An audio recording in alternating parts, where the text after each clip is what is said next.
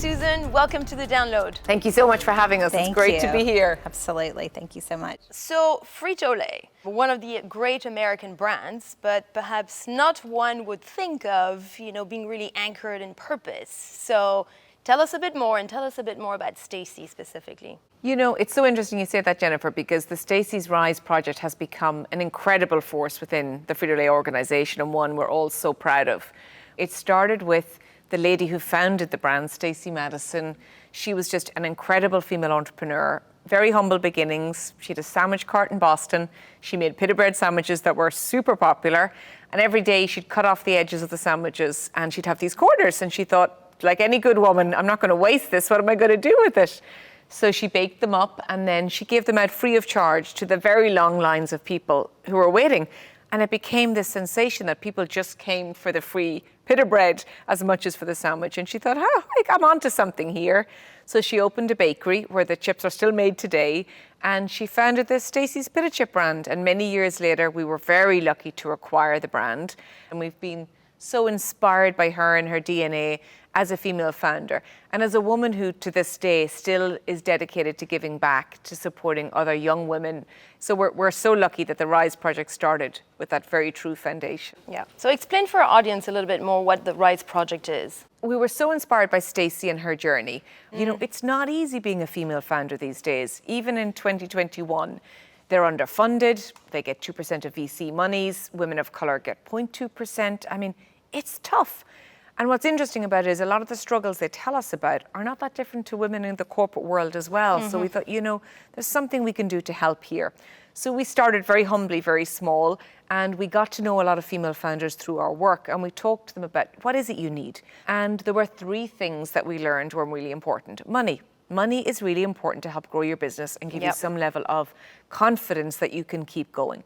The other part that was really important to women was mentorship. I have somebody I feel that can give me advice, that can lend their expertise, that can introduce me to other people, that can really be there for me. So mentorship was super important. And the final was expert advice. Like really, how do I grow a brand? How do I design a brand? How do I sell a brand? So they were the 3 areas the women told us they needed the help, and we designed the Rise Project around that. And every year we welcome at least 10 women to the program, and we pair them up with 2 expert mentors from Frito-Lay, which is wonderful because they have 2 people who are dedicated for 6 months to helping them grow their business and also introducing them to other people in the network, because everybody in Frito-Lay loves this program and wants to help. So that's how we do the mentorship. We give them $10,000 in the start. That we write a check, here you go, this is to help you, and you spend it how you need to grow your business. And then the final part are the webinars, which are incredible. We have people from all over the industry, people from Walmart, people from Amazon, people from our agency teams, so many people with amazing expertise that you just couldn't buy. And we run a series of webinars on each of the topics that we know are most interesting and helpful to our founders over the 6 months. So it's quite a simple program. We have a mentorship, we have funding, and we have expert webinars, but it seems to work really, really well. The wins that they get from the program are just, that means the world to us, I think. I mean, that's what makes this program so magic. And then there's the other side of it, which was just, I don't think we went into it knowing this, but the community aspect and the support aspect of it. And that means the women kind of leaning on each other and coming together. That has been so invaluable. You can't even, and so it's like, is it a data point? Maybe, but it's really a draw to the whole program, internally and externally, for the women as well as like our mentors as well. I love you mentioned that, Susan, because I remember last year we did the Coffee Connects, and we broke the 10 women down into 3 groups. And the idea was that they would meet up once a week. Actually, we didn't even tell them, I don't think. We said, you connect as and when you have time. And one of the groups, there were actually, of the 10 women, there were 2 women who had founded coffee companies, just by chance this year.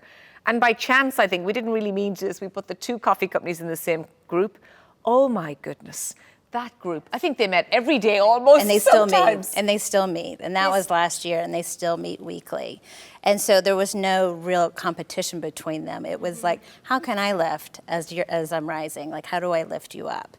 And so that's been the spirit of this whole program the whole time. So you're part of a giant corporation, and it seems that this started as a small side project. So when you have a good idea like this and you want to drive change and you believe in this idea, how do you start? And then how do you grow? Building purpose into our brands has been really important, and how to authentically do it.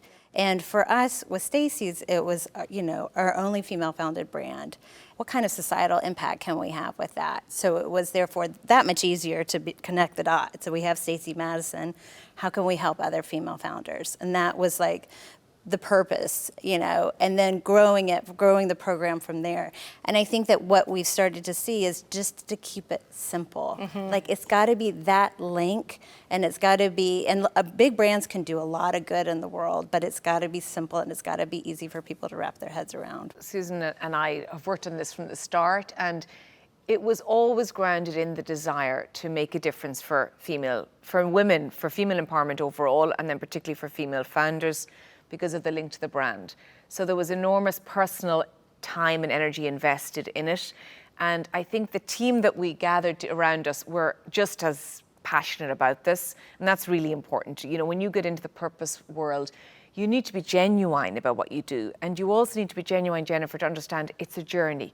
It's not going to happen overnight. You're not going to win an award in 6 months, or you're not going to have this massive aha moment where the marketing program is best in class. It takes time, and it's very important, as Susan said, to take those small steps and to learn along the way, and to learn yourself about, as I said at the start, what do these women really need? Yep. We may think we know what they need, but no, what do they really need? How do we find other great people in the ecosystem, other partners who know this better than us? Right. And how can we amplify their resources? How can we bring people together? So it is very, as Susan said about the connectivity in the community, the programs are run in that way.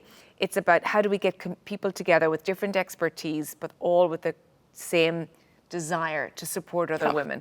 And that's been really important as we've gone along. Small steps, learn as you go, invest in the community, understand your subject matter, and the rest will come into it. And also, just kind of internally, because we hadn't done a program like this to this size, of course, and when we started it was small, it was about identifying co-conspirators. And Yes, it was like, finding the right partners. Who can I work with that it's like, okay, you've got the same amount of passion for this, we're in this. Then we added a couple more people, and there was a very small, agile group of people that did a ton of work out of passion, out of extra hours, but it didn't seem like extra work at all, but it was out of passion that everybody started to work on this program. But we were all kind of working towards the same goal, and it was just the identifying, you want to, okay, you're in, we can do this, come real quick, let's get this done. So that was really exciting, and then it's grown, and other people internally want to be a part of that as well. So Kira, tell me a little bit of how do you measure success and impact holistically for that kind of initiative? Yes, I mean,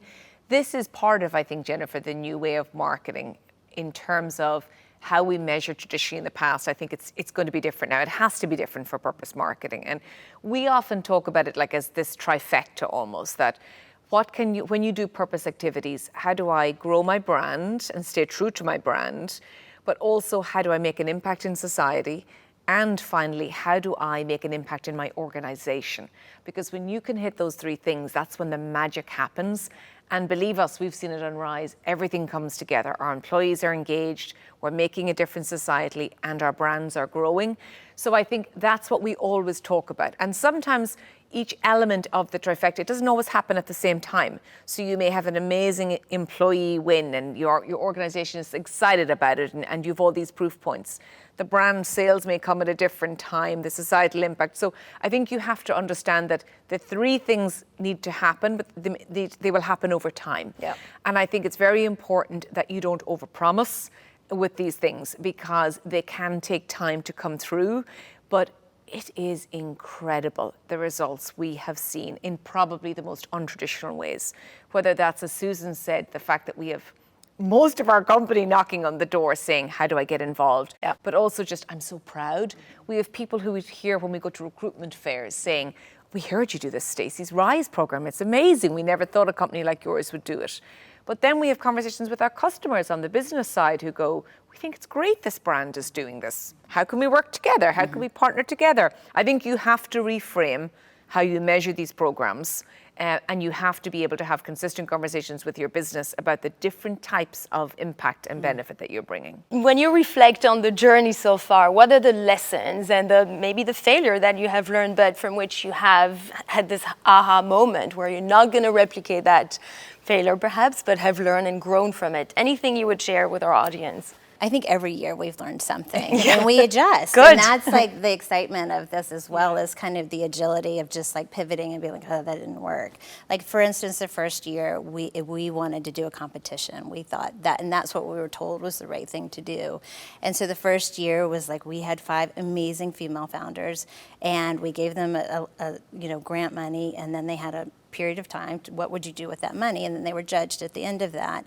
And it was wonderful, and the winner did a great job. But still, at the end of the day, though, back to the whole community piece of it, it became a competition and not a community. And we were like, that's not really what this is about. We don't want this. We don't want this to be a competition. We want it to be more about community and women coming together and supporting each other. So that was a big learn the first year. Yes, yeah. I think one of the other learnings that we're almost in the middle of at the moment is the scale. You talked about how do you scale these things. And I think for a brand of our relatives, we're still one of the smaller brands in the organization, but gosh, have we got a voice now? How do we scale that in a business relevant way? And for example, this year we partnered with Hello Sunshine, and that has been magical for us. Obviously, founded by Reese Witherspoon, incredibly successful company dedicated to telling women's stories. You know, people talk about it's important, it's great to bring somebody who's well known, a celebrity on board to these programs. And yes, if you look from the outside, you might think that's what we did, but we did it because Reese and her team are just so dedicated to the cause of helping women rise. Like, we see it in everything we do with them, in every one of the employees we meet. That's why the partnership is so synergistic and has worked so well. But it's also because Hello Sunshine helps to raise awareness of this program way beyond we could ever do. We could never afford to raise the awareness that just by Reese getting involved in Hello Sunshine has brought to the cause, but it's been very credible. So I think that was something that we were grappling with for a year or two. How do we elevate this? Because whilst we love helping 10 or 20 or 30 founders, we want to help hundreds of thousands. Yeah. And just like that, Hello Sunshine has helped bring it to a whole other level. So they've been really interesting, as Susan said, challenges that we've openly faced into and said, how do we do this better? How do we learn from this and never be afraid not to face into those? And even back to the Reese and why she's such a good partner is, it again goes back to the whole, Stacy Madison was a female founder, and now we're helping female founders. And with this entire Rise project, Reese is a female founder. I mean, that is her business. So it all is synergistic and all makes sense. Again, it's a quick get, which I think is easy, again, as opposed to bringing in somebody else who's uber famous, but maybe doesn't have the same connection to female founders. So it made a lot of sense to have her as a partner. And I think that something you're saying there, Susan, reminds me of, how we talk about agility in learning and in pivoting and in coming up with new ideas or recognizing what isn't working so well. And the agility angle we love, because we're a slightly smaller program, we've been able to be highly agile and highly responsive. And we love those terms, Jennifer, in terms of even just if you think of the way of working of the world going forward, like they are elements that we think we all should be embracing more and more, particularly as we all come back into this new world. But it has helped our program just amazingly well to be able to do that and to find also those partners. Like we partner with people who we get a good feeling for, who are warriors and passionate like us. And you quickly work out the ones, Jennifer, that, there's not a fit here. Yeah. There's not a fit. Unless you're willing to put your heart and soul into this program isn't for you, thank you very much. So we've been also quite selective about the partners that we've chosen and that we've stayed with. We've probably had a few that, the fit just wasn't there, and it's been, thanks very much, we'll move on now. And we have to be careful as well, because we've had more people knocking on our door, big names, knocking on our door saying, can we get involved? And we've always been, let's just make sure it's right for the programme and it's right for the founders. And the people we've worked with, particularly with Hello Sunshine, they're just the most amazing group of people who stand for the same values. Kira, Susan, thank you so much for sharing all these great insights and knowledge with us today. And thank you for being on The Download. Thank you for having us. Thank you so much for having us. It was a pleasure.